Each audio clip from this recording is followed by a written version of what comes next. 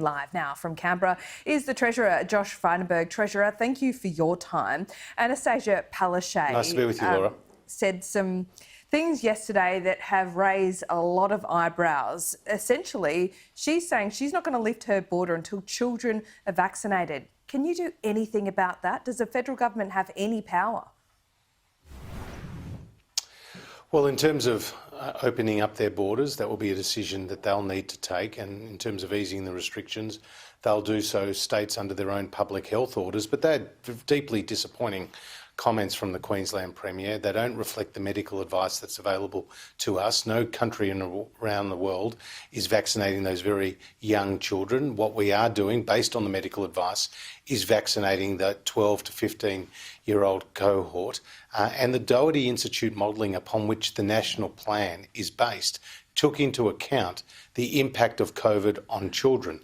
Now, children do get COVID, but the illnesses that the medical experts are seeing is much less severe than we're seeing in the older age cohort. So our priority is to ensure as many people get vaccinated as possible, but to stick to the plan agreed at National Cabinet. That gives people hope.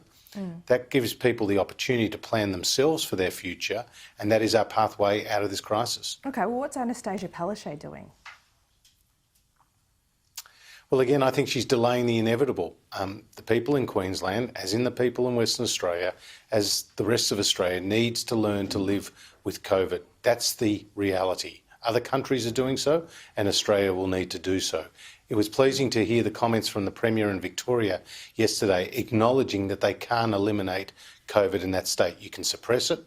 You can try to buy time as more people get vaccinated, but you can't eliminate it. Now, in Queensland or Western Australia, they may not have the same number of COVID cases today as in the southern states, but whether it's in a week or a month or even longer than that, you will see COVID outbreaks in those states. And so therefore, people need to protect themselves by getting vaccinated, as well as ensuring that the economy can reopen as quickly as possible. What about your home state of Victoria? Now the most lockdown city in the world almost in Melbourne. Business now this week say they need more help. Why isn't JobSaver accessible to them? Well, we reached a partnership agreement with the Victorian government, as we reach partnership agreements with the New South Wales government and other governments. In Victoria, we are providing grants, in some cases up to $20,000, to large hospitality venues and smaller grants to a whole range of other businesses. The point is, it doesn't seem enough at this point COVID. in the pandemic. Is it enough? Are you talking with the Premier about pumping more money into those businesses? Well, we obviously are pumping a lot of money into Victoria. Some $2 billion has already gone into Victoria from us and the state government for this most recent lockdown alone. Now, it's not just a 50-50 split when it comes to business support, but we're picking up the whole tab for the COVID disaster payments across hotspots in that state.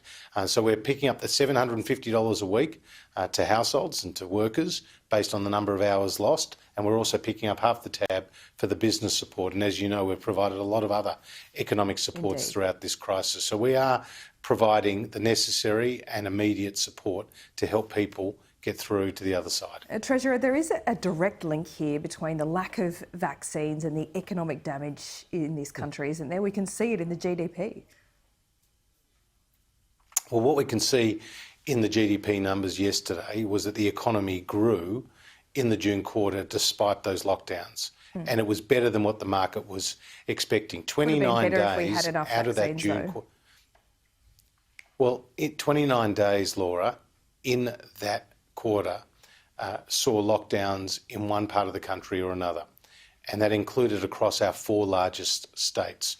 In the September quarter, which we're currently in, we're going to see a contraction in the economy, which Treasury believes will be at least 2%. And that's because our 2 largest states, New South Wales and Victoria, have gone through sustained lockdowns. But this is underlining the fact that not only is our economy resilient, but that once restrictions are eased, you see household consumption, you see investment bounce back. And that is why we need to stick to the plan. It's a plan that all the territories, chief ministers and all the premiers of the various states agreed to at National Cabinet.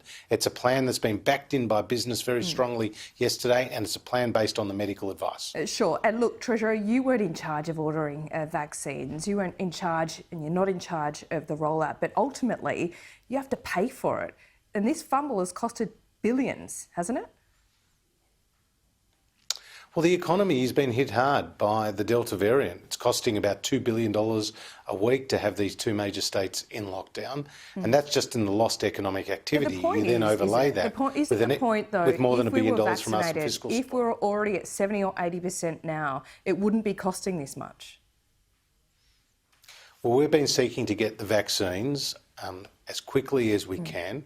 And the Prime Minister secured extra vaccines from Poland, from Singapore. We've got more Pfizer coming on board. We've got Moderna coming on board.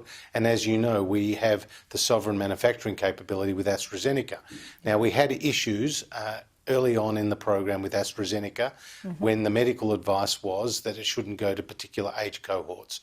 I'm pleased that that medical advice has now been revised and that we've seen a reduction in the hesitancy of people getting the vaccine. Now, the numbers are pretty impressive. You're seeing more than 300,000 jabs a day. You're seeing New South Wales up around 70% first dose. And you're seeing, Victoria just under 60%. But then you're seeing Western Australia and Queensland just over 50%.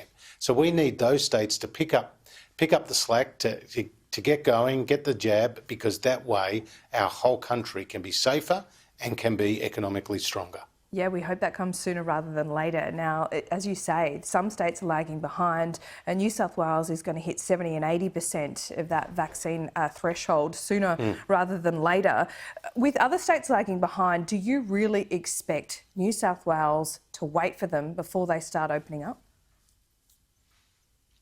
I expect that New South Wales will start to ease restrictions, as the Premier has indicated publicly. And of course, that needs to be done in a COVID-safe way based on the medical advice. But I can understand people's frustrations in New South Wales or in Victoria, where they're doing the right thing, getting the jab, and they want to see something in return.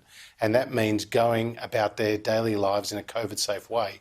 These stringent lockdowns that are occurring in New South Wales and Victoria, but not in Queensland or Western Australia or other states, are actually having a very significant impact, not just on the economy, Laura, but on people's well-being. Well, that's There's right. been a surge in the number of teenagers. And you have talked about this, the number of teenagers with mental health issues. But, a couple of weeks ago, you stood up with Treasury modelling and said short, sharp lockdowns are the most effective way to handle this virus.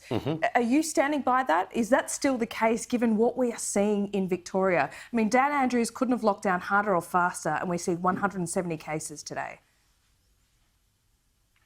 Well, the point of the Doherty modelling is that stringent lockdowns become unlikely at 70 to 80%. Other health restrictions may remain in place, masks, social distancing, density limits, and that will be understandable.